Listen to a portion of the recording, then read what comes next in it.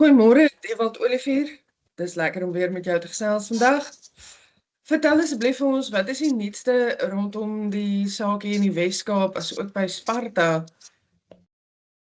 Môre Alani en welkom aan die res van die mense. Ja, Wes-Kaap, dit lyk dit wat ons verstaan is dat dis in die omgewing van 336 diere wat daar gestaan het op die plaas. Hulle is almal geënt en ek dink die proses nou is aan die gang om te verstaan waar hulle geslag gaan word.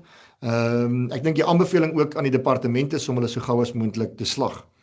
Ons het ook gesien dat die Wes-Kaapse regering het baie vinnig gereageer. En in samewerking uit die aard van die saak met die industrieorganisasies, met Agri Wes-Kaap en RPO Wes-Kaap, het hulle definitief baie vinnig gereageer. Daar's padblokkades opgesit. Van die trokke word gemonitor wat inkom. So ek dink hulle het onmiddellik gereageer.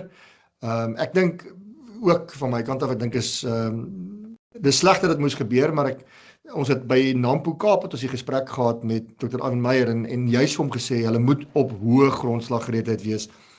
So ek glo dat hulle definitief dit beperk het tot daar. Ons het nog niks verder gehoor nie van enige iets anders nie. Weet binne die 10 km radius is daar definitief van die ander fasiliteite wat onder kwarantyne is en hulle gaan definitief daar bloei om seker te maak dat dit skoon is, maar tot op hierdie stadium was daar niks gewees rondom dit wat in die Wes-Kaap gebeur nie.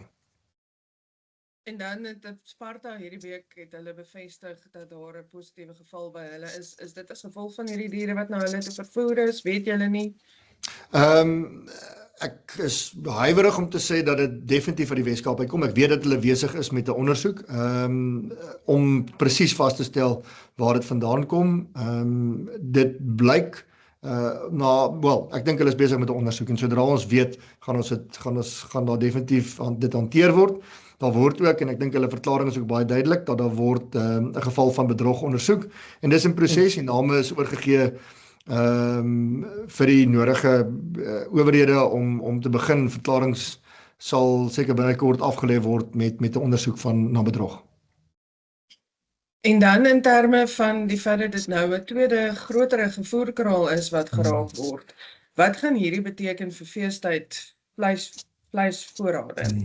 Kyk, ek dink dit gaan definitief afhangende wat die strategie is van Sparta op hierdie stadium spesifiek. Onthou as hulle nou begin ent, is daar 'n periode waar die diere moet staan, ten minste 6 weke om sekere van die produk nie te verloor nie. Afhangende van wat hulle strategie is, maar ek dink daar gaan definitief, dit gaan nie so vol slag soos wat hulle wou slag en sou kon slag as hulle uit hulle voerkraal uit diere getrek het nie. Maar daar gaan definitief 'n verdere tekort wees aan vleis en dit gaan definitief die prys beïnvloed. Dit moet in ekonomiese terme moet dit 'n effek hê op die prys.